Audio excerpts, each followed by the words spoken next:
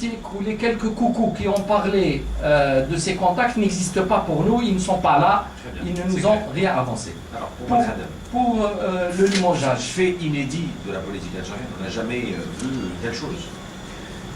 Oui, on n'a pas vu de telles choses. Depuis quelque temps, d'ailleurs, on voit beaucoup de choses qui se passent dans ces nominations, ces dégommages, etc. Entre nous. Alors, je ne veux pas être méchant, mais je crois que M. Belkhadem l'a cherché un peu. Puisque quand on se met au service à ce point, du pouvoir, coûte que coûte, bon, on accepte aussi qu'on soit mis dehors de cette façon, parce qu'il a mis dehors lui aussi d'autres personnes. Ça, je crois que c'est un échange de protocolaire auquel il est habitué. Mais ce que je vois maintenant, la présidence est devenue un peu comme le triangle des Bermudes. C'est-à-dire, de temps à autre, il y a des choses qui se passent et personne ne comprend. C'est le mystère complet. De temps à autre, il n'y a plus, le sonar ne répond plus, il y a des bateaux qui s'engouffrent là-dedans. Donc, on va laisser le temps, peut-être qu'on va découvrir le secret du triangle des Bermudes. Donc voilà, j'ai vraiment pas grand-chose à dire concernant ce monsieur.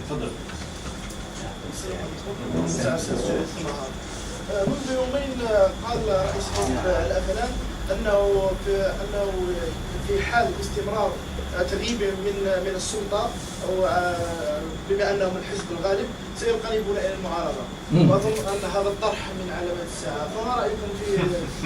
فما رأيكم نعم. في كلام زعيداني وفي حال انقلابهم إلى المعارضة هل سيكون ترحيب من أحزاب المعارضة بهذا الحزب؟ شوف سي سعداني الامين العام الحالي تاع الافلان هو نفس النسخه كما سي عبد العزيز بن خادم، يعني يقول لي يتكلم حاجه ومن بعد نهار يعاودوا باش ما نقولش الكلمه شويه ثقيله، يروح ما ينقلب، ما يدور، ما يهدر.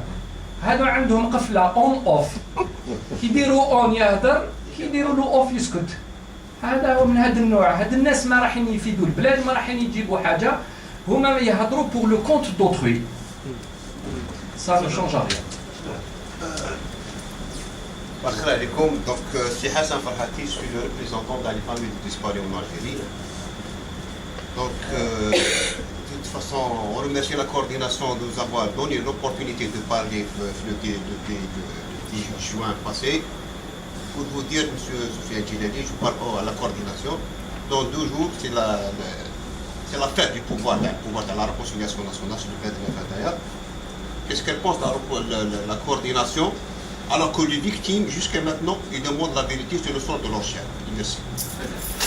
Bon, le terme de la réconciliation nationale, je pense que c'est un sujet extrêmement important pour le pays. Pour reconstruire le pays, il faut qu'on sorte des drames que nous avions vécus, mais simplement telle qu'elle a été faite et pensée, elle n'a pas réussi à mener à une véritable réconciliation.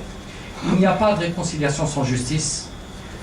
Il y a des victimes des 2 côtés, et on ne peut pas faire une réconciliation en disant aux gens oubliez vos malheurs et on se tait, on tourne la page. Ça va revenir tôt ou tard.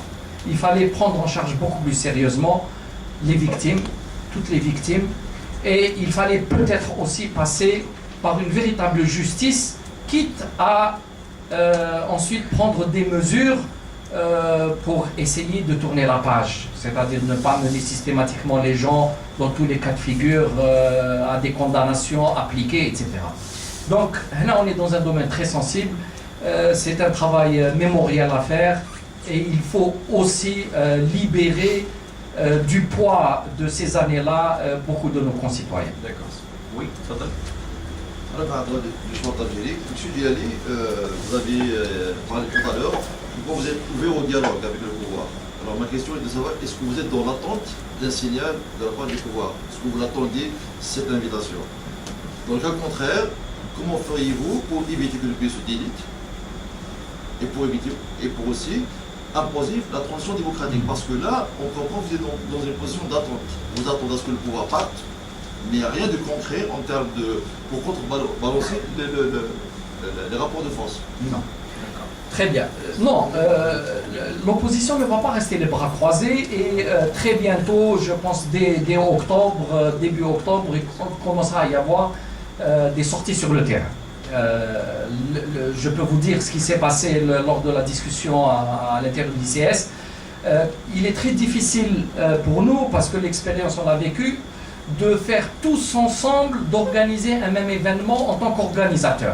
Parce qu'il y a un problème de logistique, un problème de répartition des obligations des uns et des autres. Mais on a pris la décision que chacun de nos membres, chacun des membres de l'ICS qui organise quelque chose, tous les autres seront présents à ses côtés. C'est-à-dire on l'aidera, on appellera nos militants à être présents, etc., de façon à donner plus d'ampleur à chacun des événements. Et alors chacun de nous va devoir organiser en tant que parti ou en tant que regroupement, ça peut être le cas de la CLTD. Nous-mêmes à Jil Jadid, on entrevoit un certain nombre d'actions sur le terrain. Mais la philosophie finale est que